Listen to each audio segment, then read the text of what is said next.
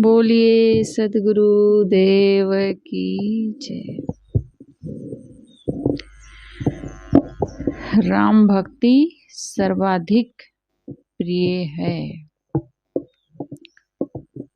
भक्ति प्यारी राम की, जैसी प्यारी आग सारा पट्टन झरमुआ, बहुर ले आवे मांग। सदगुरु कबीर साहब क्या कह रहे हैं? भक्ति प्यारी राम की भक्ति कैसे प्यारी होनी चाहिए? जैसे आग प्रिय होती है उसी के समान हमें भक्ति प्रिय होनी चाहिए। आग लगने पर सारा गांव शहर सब जल जाता है, तो भी आदमी भोजन बनाने और प्रकाश जलाने के लिए पुनः दूसरे के घर से मांग लाता है। भले वो जला दी है सर्वस्व समाप्त, लेकिन फिर भी वो मांग के ले आता है। भक्ति प्यारी राम की। सदगुरु कबीर साहब का राम दशरथ के पुत्र भगवान नहीं है और न कोई आकाशीय राम है। सदगुरु कबीर साहब का राम कौन है स्वीटी? अपनी आत्मा। सदगुरु कबीर साहब का राम जो है वो अपनी आत्मा है। अब उस राम को पाने के लिए हमें क्या करना होगा? सबसे पहले तो हमें बोध होना चाहिए। बिना बोध के हम स्वरूप राम में नहीं स्थित हो सकते हैं। हमें सबसे पहले बोध होना चाहिए, उसका ज्ञान होना चाहिए। और बोध कैसे होगा? उसके लिए सहायक कौन है? हमारे संत गुरुजन हैं, सदगुरु हैं। हम संतों की शरण में नहीं जाएंगे, उनके प्रति विनम्रता पूर्वक नहीं रहेंगे, सेवा नहीं करेंगे, उनके प्रति श्रद्धा नहीं रखेंगे, तो उसका बोध हमें कौन देगा?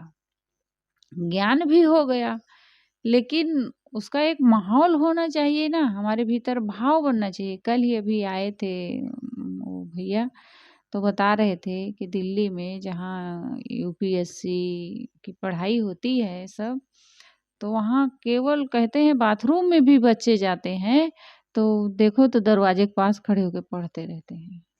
मतलब हर समय वहाँ एक माहौल होता है, केवल पढ़ाई पढ़ाई पढ़ाई बस, और कुछ नहीं, केवल पढ़ाई वहाँ रहती है, उसी में डूबे रहते हैं। एक माहौल रहता है, मतलब एक दूसरे को देख देख करके उसी में सब बच्चे डूबे रहते हैं हर समय। अब हम अगर साधु शरण में नहीं रहेंगे, उनकी संगत में नहीं रहेंगे, तो हमें कहाँ से उसका संस्कार मिल पाएगा? कैसे हम जान पाएंगे? आश्रम में एक माहौल होता है, साथ में है सब लोग पढ़ाई लिखाई कर रहे हैं, तो हम भी बैठ के अरे सब पढ़ रहे हैं हम नहीं पढ़ रहे हैं, सब याद कर रहे हैं हम याद नहीं कर रहे हैं, सब वंदनम चले गए हम वंदनम नहीं गए हैं, सब ध्यान में बैठे हम ध्यान में नहीं गए। थोड़ा तो मन को कचोटता ही है, लगता है। किसी किसी को ज़्यादा लगता है, जिसको ज़्यादा लगता है वो ज़्यादा स्ट्रिक्ट रहता है, जिसको कम लगता है वो कम रहता है। लेकिन मेहनत करते हैं, कुछ न कुछ तो वहाँ हमें अच्छी संगत मिलती ही है। तो हमें सबसे पहले क्या करना होगा? उस स्वरूप राम को पाने के लिए, उस स्वरूप स्थिति को पाने के लिए हमें संतों की शरण में रह करके श्रद्धा पूर्वक विनम्रता पूर्वक सेवा करनी होगी। सबसे पहली भक्ति हमारी सेवा ही बताई गई है, सेवा ही हमारी प्रथम भक्ति है। सेवा से ही हमें ज्ञान होता है, बोध होता है, रहनी बनती है, आचरण बनता है। तब हम जो ज्ञान अर्जित करते हैं वो हमारे भीतर टिकता है, तब वो जा करके वो स्थिति प्राप्त होती है। तो सदगुरु कबीर साहब का राम कौन है? अपनी अंतरात्मा है। उस अंतरात्मा को का बोध होने के लिए हमें सबसे पहले संत गुरु की शरण चाहिए, उनके प्रति हमारे मन में श्रद्धा चाहिए, विनम्रता चाहिए, तब हमें उसका बोध होगा। और कैसे प्रिय होनी चाहिए? साहब बता रहे हैं आग के समान प्रिय होनी चाहिए। भक्ति की परिभाषा पीछे 228वीं साखी अर्व खर्व ले दर्व है, उदय अस्तलो राज, भक्ति महात्म ना तुले ई सब कौने काज। यहाँ पर भक्ति की महिमा में क्या बताए हैं सदगुरु कबीर साहब कि चाहे अरबों करबों खरबों करोड़ों की संपत्ति ले लो, लेकिन भक्ति की तुलना में वो सब तुच्छ है, कुछ नहीं है। सार इतना ही है, कबीर का राम व्यक्ति की अपनी अंतरात्मा है, उसके प्रति अनुराग भक्ति है। स्वरूप स्थिति एवं आत्म स्थिति ही भक्ति है, परंतु इस स्थिति को पाने के लिए प्राणी मात्र पर करुणा, प्रेम और सेवा का व्यवहार चाहिए तथा बोधवान सद्गुरु संतों के प्रति उपासना पूर्वक उनसे दिशा निर्देश लेना चाहिए। प्राणी मात्र को राम रूप समझकर उनसे प्रेम तथा अपनी अंतरात्मा रूपी राम में स्थिति भक्ति का स्वरूप है। प्राणी मात्र के प्रति प्रेम, बोध वैराग्य संपन्न सद्गुरु संतों के प्रति श्रद्धा, उपासना एवं निज चेतन स्वरूप में अनन्य अनुराग एवं स्थिति, ये सब क्या है? भक्ति के लक्षण हैं। ये सब भक्ति के लक्षण हैं। सद्गुरु कहते हैं कि भक्ति आग के समान प्रिय होनी चाहिए। आग जब घर, गांव, शहर में लगती है तब उन्हें जलाकर राख कर देती है, कुछ भी नहीं बचता है आदमी का, लेकिन आदमी फिर भी उससे नफरत नहीं कर पाता है। क्यों? क्योंकि उसकी ज़रूरत है हमारे जीवन में। तो हमारा शरीर ही 5 तत्वों से बना है, मिट्टी, पानी, आग, हवा। तो बिना उसके हमारा काम चलेगा ही नहीं। भोजन बनाना है, प्रकाश जलाना है। पहले के ज़माने में लोग जाते थे ना दूसरे घर से मांगने आग, लोग चूल्हा में या कहीं उसको दबा के आग को रखे रहते थे, पूरा बुझाते नहीं थे। शाम के फिर उसी से जला लेते थे। और अपने घर में नहीं रहती थी ना तो दूसरे घर में चले जाते थे मांगने के लिए, क्योंकि इतना ज़्यादा तब दुकान नहीं थी, पैसा नहीं था आदमी के पास कि जाए माचिस खरीद लाए, तो आग मांग के आदमी लाता था। ऐसे ही हमें प्रिय होनी चाहिए। अब कई घरों में देखो भक्ति, कोई कंठी पहन लिए, दीक्षा ले लिए। अब कहीं कुछ हो गया घर में अनहोनी, अब भाई होना तो है ही, जहाँ समाज है वहाँ तो कुछ न कुछ लगा ही रहता है। अब कुछ घटना घट गई तो आदमी सोचा अरे हमें तो भक्ति छाजती ही नहीं है, ऐसे कहते हैं।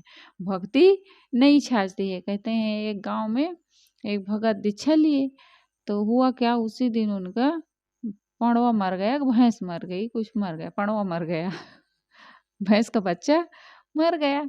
तो उनकी पत्नी कही देखो मैं इसीलिए रोक रही थी कि दीक्षा उच्छा मत लो, और आप दीक्षा ले लिए इसीलिए पड़वा मर गया, हमें भक्ति नहीं छाजती है। तो गुरु ऐसे करोगे, इसको उतारो कंठी, कंठी उतार के फेंको, नहीं तो फिर धीरे धीरे सब ऐसे समाप्त हो जाएगा।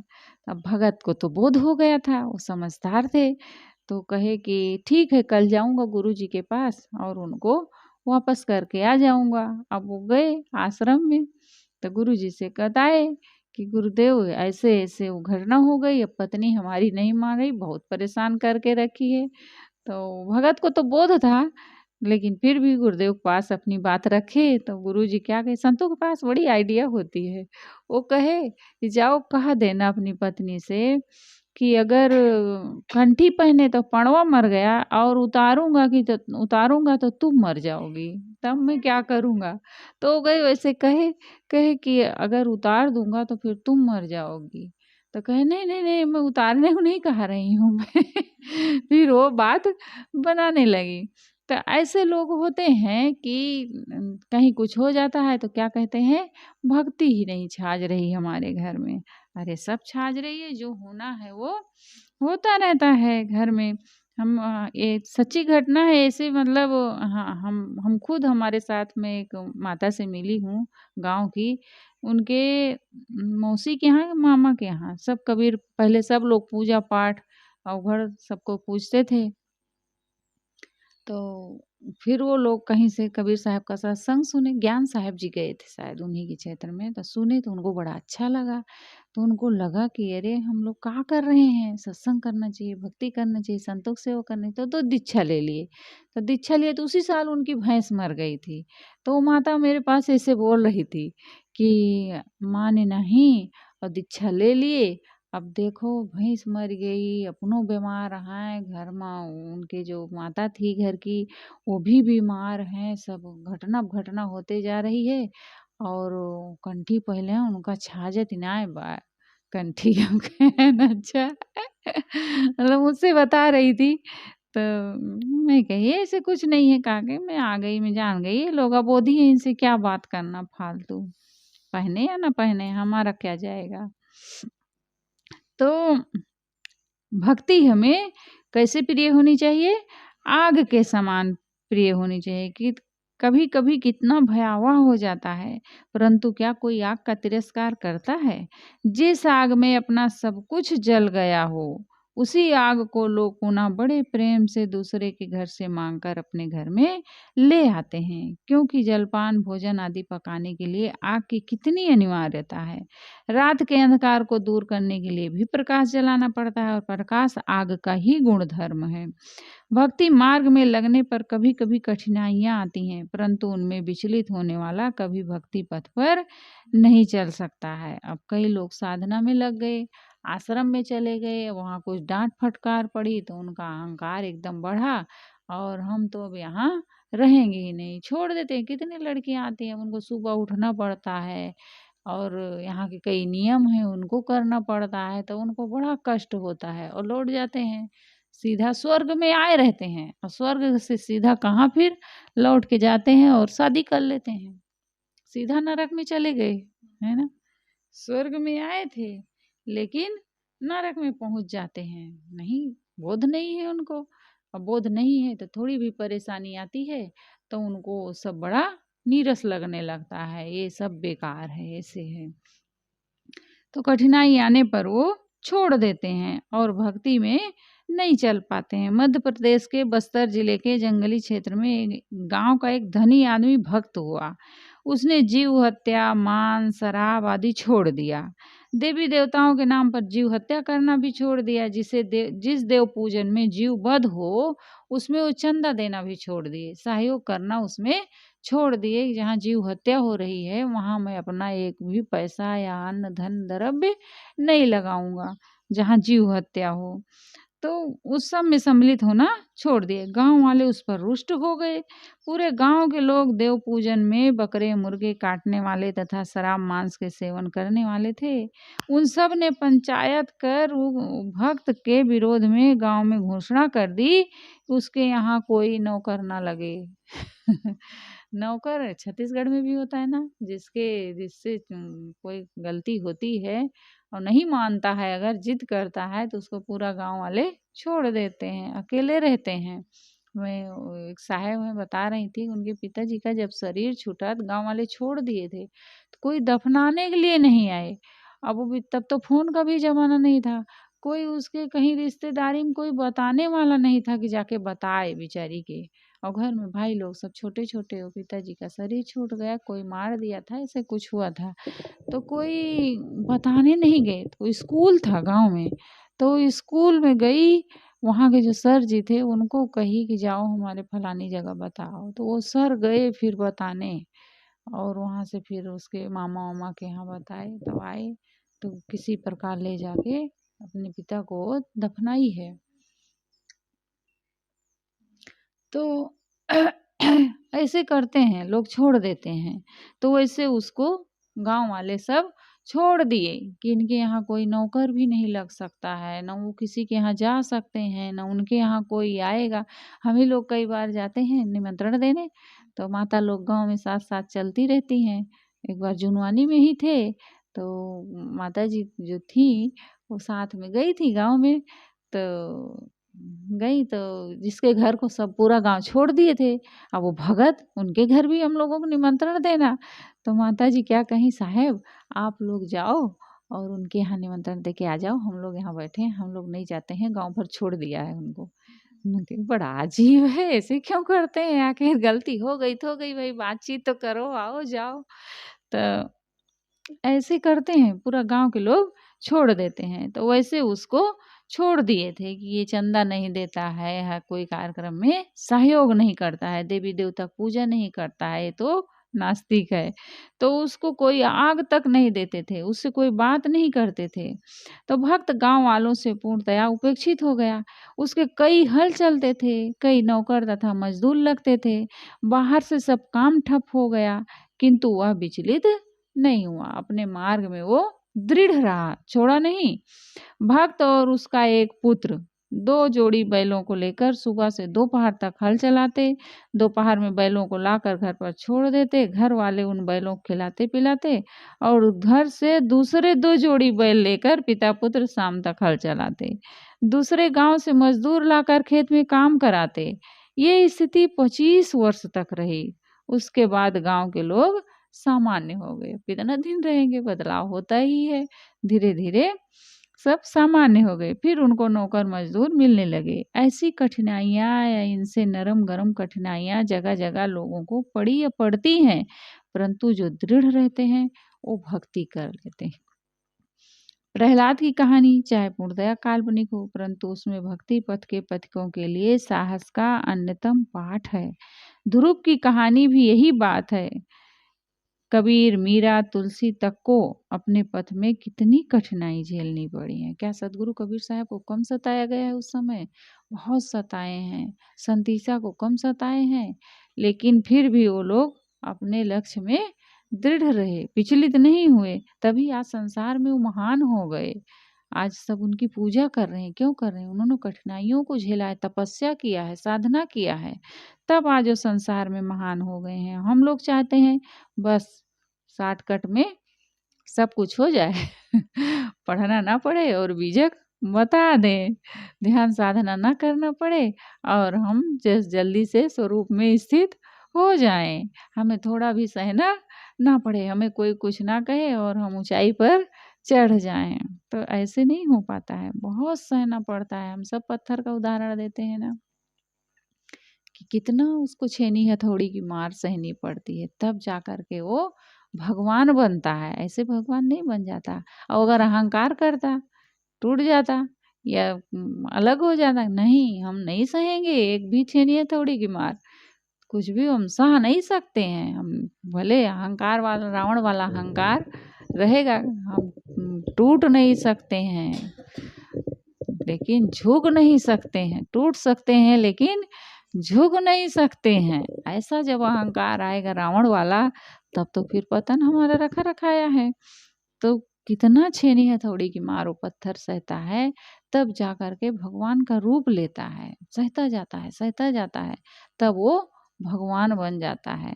और वो अगर अहंकार करता तो फिर क्या होता? टूट जाता और कहाँ लगाया जाता? वो सीढ़ी में लगा दिया जाता है, जिसके ऊपर सब पैर रख के चढ़ते हैं। लेकिन जो सहता जाता है, हर कठिनाइयों को सह लेता है, वो चल करके एक दिन भगवान का रूप ले लेता है और पूरी दुनिया उसको पूजने लगती है। बहुत सहना पड़ता है, कोई भी हो सबको सहना पड़े। बिना सहे कोई महान बन ही नहीं सकता दुनिया में, कोई कितना भी सोचे। लेकिन बिना सहन के का घर गृहस्थी हम कम सहते हैं? घर में कम नहीं सहते हैं, वहाँ भी बहुत सहना पड़ता है। सास ससुर का सहते हैं, पति का सहती हैं। लड़कियों से पूछो कितनी लड़कियां हम लोगों को मिलती हैं तो क्या कहती हैं? साहब आप लोग पहले क्यों नहीं मिल गए पहले मिले होते तो आज इतना दुख ना हम लोगों को झेलना पड़ता। कितनी झंझट सहते हैं घरों में, बहुत सहना पड़ता है, सब जगह सहना पड़ता है। बिना सहे कोई रह ही नहीं सकता है। कितने लोग हैं आश्रम में, थोड़ा डांट फटकार पड़े तो हम घर चले जाएंगे। घर में जाओ, रह के देखो 6 महीना, तब पता चलता है। भाई भाभी सबका, अपने ही माँ बाप फिर ध्यान नहीं देते हैं। वो कहानी नहीं बताते, एक लड़की बस किसी को सहती नहीं थी, तो क्या हुआ, उसके आए उसके पिताजी और घर वाले चाहते ही थे कि इसको जल्दी ले जाएं। और जब उसके पिताजी आए तो भेज दिए। अब चली गई मायके। अब मायके गई तो कुछ दिन तो बढ़िया रही, अब ज़्यादा दिन रही तो अगल बगल वाले सब कहने लगे कैसे जा नहीं रही है अपने ससुराल, क्या हो गया है? मिले तो कहें जीजा जी तो ठीक है ना दीदी हाँ बढ़िया है। अब कैसे कहें कि खराब है, खराब कहें तो अपनी बदनामी। अब सब पूछने लगे, जिधर निकले उधरे देखे इतना दिन हो गए आई हैं, घर में बैठी हैं, क्या कारण हो गया है, ससुराल नहीं जा रही है। अब सुनते सुनते उनका मन एकदम भर गया। मैंने बहुत बड़ी गलती की, क्या हुआ, हमारे ही सास ससुर तो हैं। धीरे धीरे उनको समझ आ गई। फिर कहीं पिताजी हमें तो ले चलो, हमारे घर छोड़ के आओ, मैं यहाँ नहीं सुन सकती हूँ। अब जिधर निकलती हूँ सब मुझे अजीब दृष्टि से अब देखने लगे, और पहले सब बड़े अच्छे से बोलते थे। देखिए कैसे होता है जीवन। तो लेके गए उनके पति पिताजी और ससुराल में छोड़ के आ गए। फिर वहाँ वो विनम्रता पूर्वक रहने लगी और फिर बढ़िया उनको, उनका तो घर है ही, वहाँ से कौन उनको हटा सकता है। लेकिन अहंकार जब तक रहा तब तक उनको समझ में नहीं आ रहा था। तो सहना तो पड़ेगा। ये जितने महापुरुष हमारे हुए हैं, सब बहुत सहे हैं, तब जा कर के भगवान का रूप लिए हैं। आज पूरी दुनिया उनकी पूजा कर रही है। और हम लोगों को थोड़ा भी कोई कुछ बोल दिया तो हम क्या दौड़ के कहते हैं कि हाँ, अपने को देखो, अपने को देखो। कल ही योगा करते करते कुछ बताया कोई कि ऐसे नहीं, ऐसा योगा करो, तो स्नेहा क्या कही, हम ठीक कर रहे हैं, अपने को देखो। मैं कही ऐसे बोलना चाहिए। बढ़िया, कोई भी हमें अच्छी बात बता रहा, कह रहा, या हमारे पास कोई समस्या है तो बता दो कि हाँ हमसे नहीं बन रहा है या ऐसे कारण है। बड़े है कोई तुम्हें कह रहा है तो वहाँ इतना अहंकार चढ़ जाता है कि हम फट से शब्दों का भी हम अच्छे से उपयोग नहीं कर सकते हैं।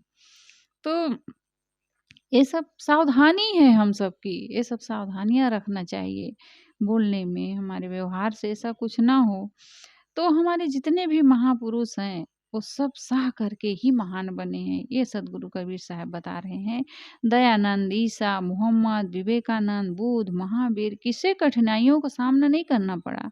ईसा, दयानंद, सुकरात, मंसूर, बंदा, बैरागी, गुरु गोविंद सिंह, उनके 2 बच्चे गुरु तेग बहादुर आदि को तो शहीद हो जाना पड़ा। धर्म के क्षेत्र में सर्वाधिक क्रांतिकारी कबीर को अपने जीवन में पूर्वार्ध में जो कठिनाइयां झेलनी पड़ी हैं, रोंगटे खड़े कर देने वाली हैं। उन्हीं की महिमा में 52 कसनियों का वर्णन है, उनमें चमत्कारों की अस्तुतियां हैं, परंतु उनमें सार यही है कि उन्हें भी कठिनाइयां झेलनी पड़ी अपने जीवन में, परंतु उनका कोई बाल बांका नहीं कर सकता। क्यों नहीं कर पाया उनका बाल बांका? क्योंकि वो सत्य के रास्ते पर चल रहे थे। और गलत रास्ते पर चढ़ेंगे तब तो फिर हमारा सब कोई विरोध करेगा, हमें झेलना ही पड़ेगा। तो समाज द्वारा वो पूज्य हो गए। क्यों पूज्य हो गए? क्योंकि उन्होंने अनेक कठिनाइयों को झेला और अपने पथ से वो विचलित नहीं हुए, उसको छोड़े नहीं उस मार्ग को। तो भक्त होने तथा गुरु दीक्षा लेने के पश्चात जिनकी भैंस मर जाती है, कोई नुकसान हो जाता है, वो ये भ्रम करके कि भक्ति हमें नहीं छाजती या नहीं शोभती, भक्ति छोड़ देते हैं। वे कायर कपूत लोग क्या भक्ति कर सकते हैं। भक्ति जितनी प्रगाढ़ होती जाती है उतना ही सत्य का व्यवहार बढ़ता जाता है, किंतु उसमें अपनी आर्थिक हानि मानकर जो भक्ति छोड़ देता है वो भक्ति नहीं कर सकता है। किसी अन्य भक्त साधक साधु भेषधारी की फिसलन देखकर या किसी गुरु की ही डगमगाहट देखकर जो भक्ति छोड़ बैठता है वह भक्ति पथ का पथिक नहीं है। भक्ति पथ में वही चल सकता है जो सारे द्वंद्वों, दुखों, हानियों, अपमानों एवं कष्टों को सहकर उसे ना छोड़े। सदगुरु ने इस साखी में बताया है कि भक्ति आग के समान प्रिय होनी चाहिए। भक्ति करने में चाहे जितनी हानि दिखे उसका परित्याग कभी ना करें। संसार की हानि झूठी है। संसार की जो हानि हो जाती है, भौतिक हानि हो जाती है हमारी, वो झूठी है। वो तो मिलना बिछोड़ना लगा रहता है। लेकिन जो भक्ति है, ये भक्ति का फल है, ये सच्चा है। राम की भक्ति जीवन की सर्वोच्च उपलब्धि है। राम की भक्ति जीवन की सर्वोच्च उपलब्धि है। इससे बड़ी उपलब्धि और कोई नहीं है दुनिया में। शांति के समान है कोई चीज प्रिय? शांति है तो सब कुछ है, और शांति नहीं है अगर हमारे भीतर, तो फिर बाहर की सारी संपत्ति सब वो तो झूठी, वो हमें क्या सुख दे पाएगी। तो राम मनुष्य के भीतर भी है और बाहर भी है। बाहर राम कौन है भारती? बाहर का राम कौन है?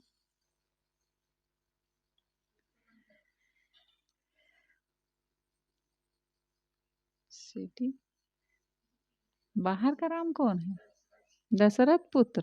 अच्छा, सावित्री। बाहर का राम कौन है तुम्हारा? अपना बताओ, अपना बताओ, तुम्हारा बाहर का राम कौन है? कई प्रश्न रहते। हाँ चल बता, फिर कई प्रश्न रहता है तो कौन है कई प्रश्न? नहीं, तुम किसको मानती हो? तुम अपना बताओ। हाँ, जो प्राणी जगत है वही बाहर का राम है। क्यों? सबके भीतर है ना, वो भगवान बैठा है। इसीलिए सदगुरु कबीर साहब कहते हैं किसी को दुख मत दो, क्योंकि बाहर भी राम है, उस राम को अगर दुख दोगे, पीड़ा दोगे, तो फिर तुम सुखी नहीं रह सकते हो। बाहर प्राणी जगत ही, गुरुदेव जी कहते ये विराट स्वरूप जो बैठा है यही राम है, ऐसे गुरुदेव जी बोलते थे, ये विराट स्वरूप जो बैठा है यही राम है। तो बाहर जो विराट प्राणी जगत है राम का विराट स्वरूप है, गुरुदेव जी कहते हैं बाहर प्राणी जगत जो है वही राम का विराट स्वरूप है और उसकी यथाशक्ति सेवा करनी चाहिए। पहली सेवा क्या है हमारी ममता?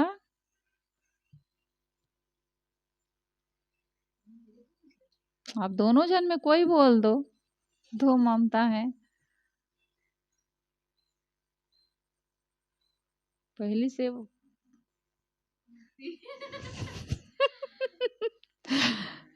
अभी भी नहीं जान रही है मैं बोल भी डाली धोखा से तो भी नहीं जान रही है। हमारे सुपरवा साहब बताएंगे।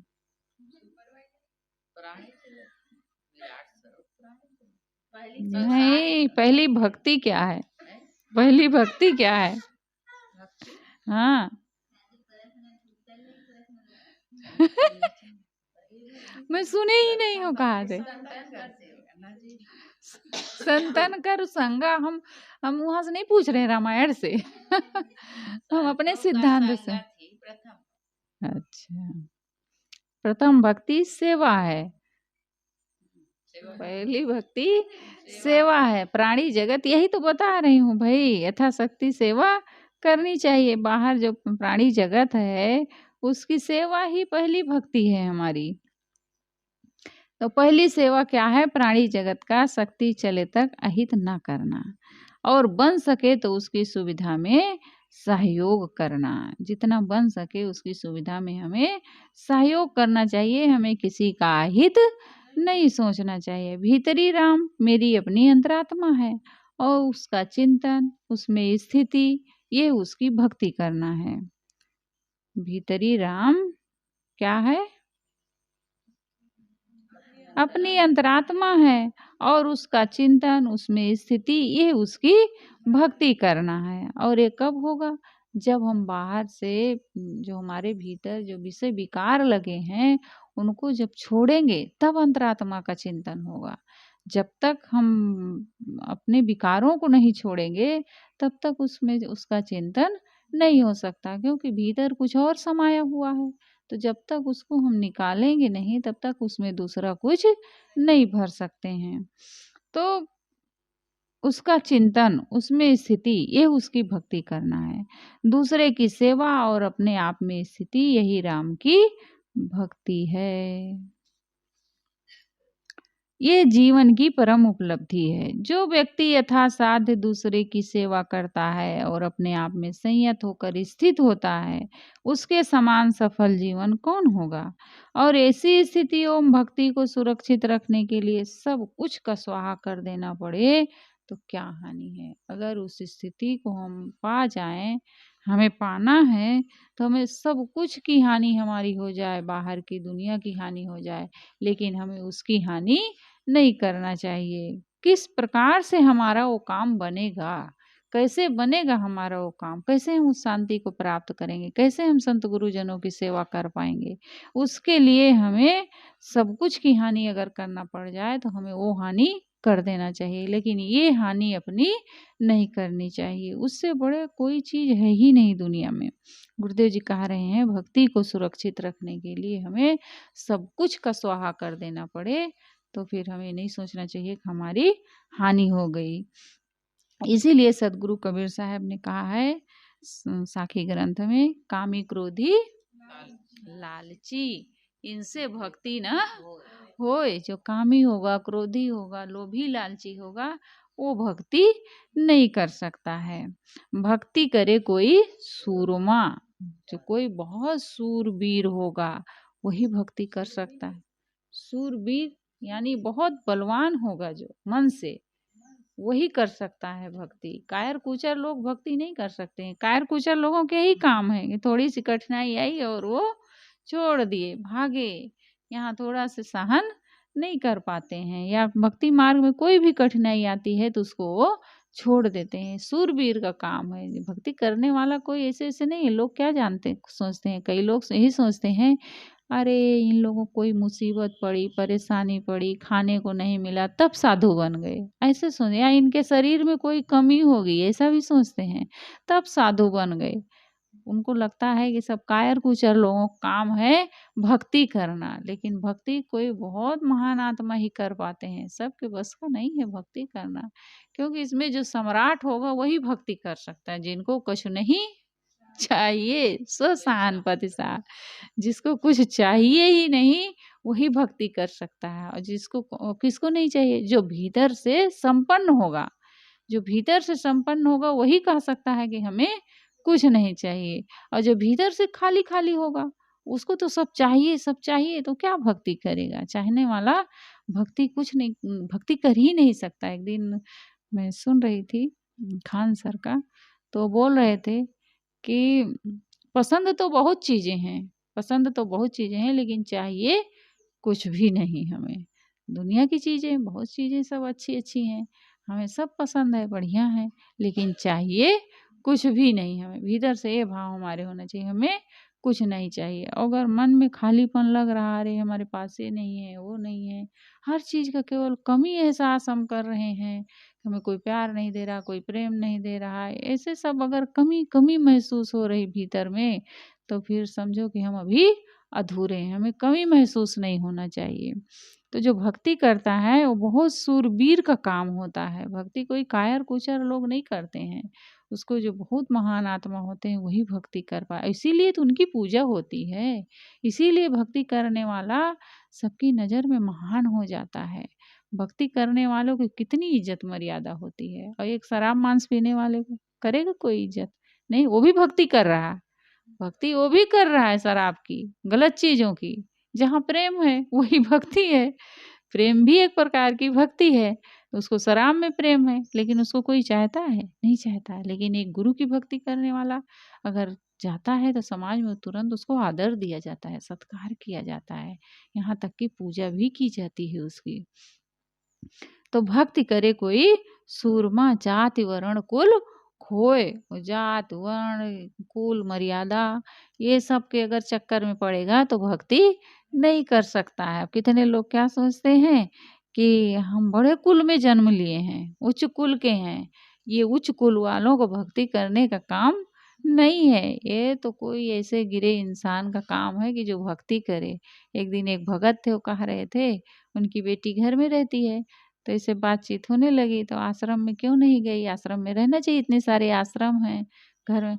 तो कहे अरे साहब बड़े आदमी गौंटिया घर के, अब बाहर जाए कहीं रहने के लिए तो बदनामी का ही तो काम है, इसलिए कहीं नहीं जाने दिए। अरे भाई वो आश्रम में रहती तो और महान बन जाती, और घर में रह के क्या कर रही है, गोबर कचरा करवा रहे हो, पानी भरवा रहे हो, बर्तन मंजवा रहे हो घर में, और साधना कर रही है। लेकिन घर में क्या करेंगे, घर में रहेंगे तो वही काम होगा।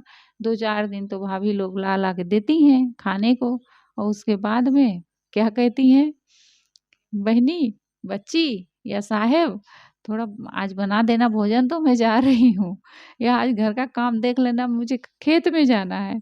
फिर तुमसे सब काम घर में रहोगे तो सब करवाएंगे, गोबर कचरा खेती बाड़ी झाड़ू पोछा सब करना पड़ेगा।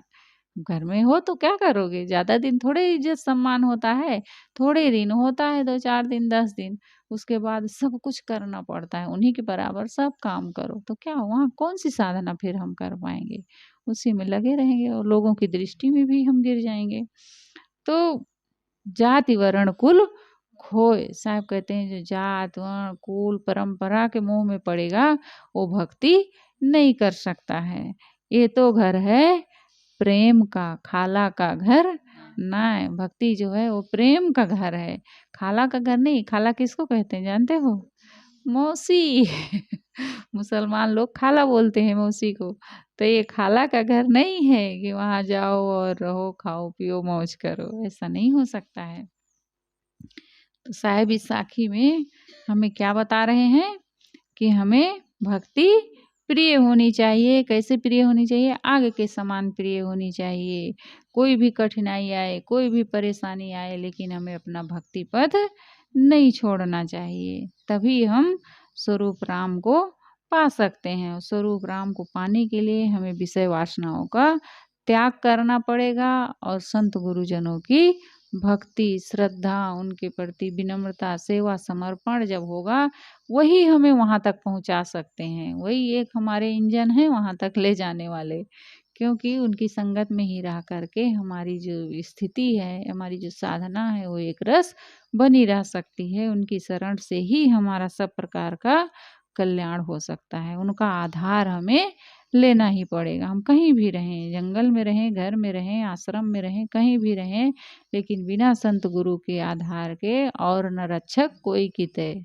संत गुरु ही हमारे रक्षक हैं साधना पथ के, और कोई हमारा रक्षक नहीं है। एक साखी है सदगुरु कबीर साहब की, संतन के सत्संग से थर थर कांपे दें। संतों के सत्संग से थर थर कांपे दें।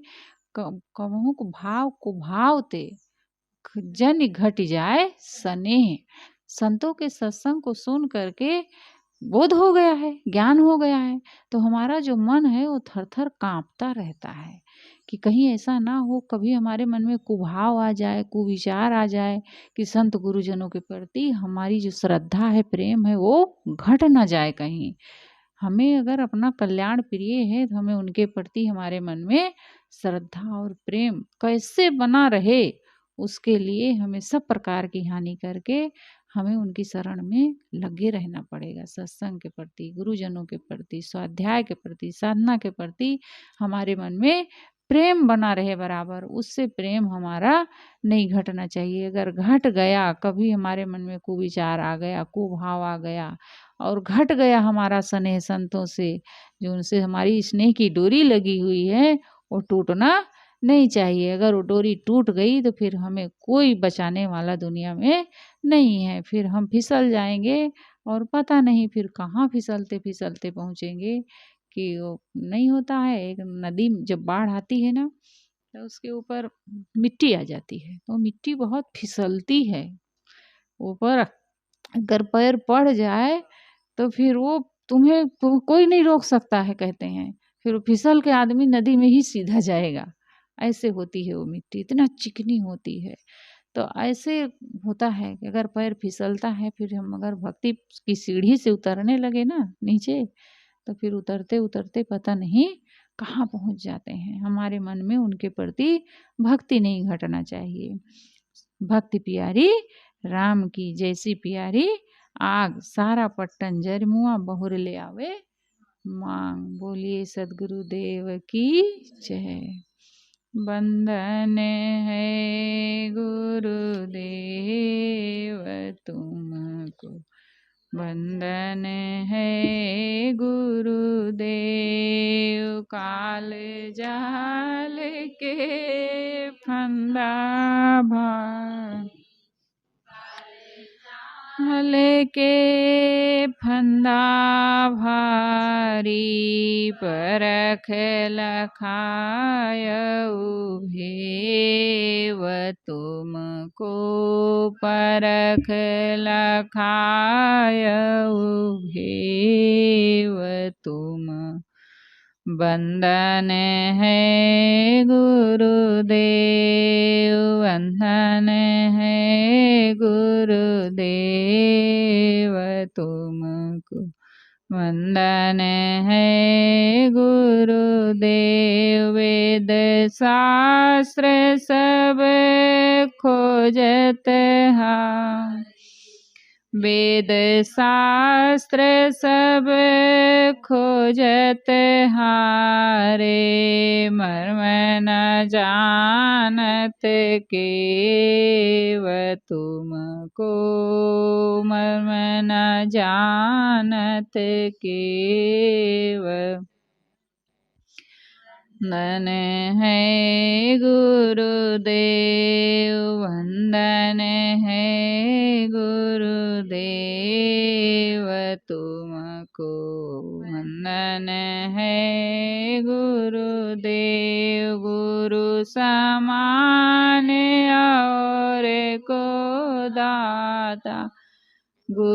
समान और को दाता, ताकि करिए सेव तुम, ताकि करिए सेव तुम। वंदन है गुरुदेव, वंदन है गुरुदेव,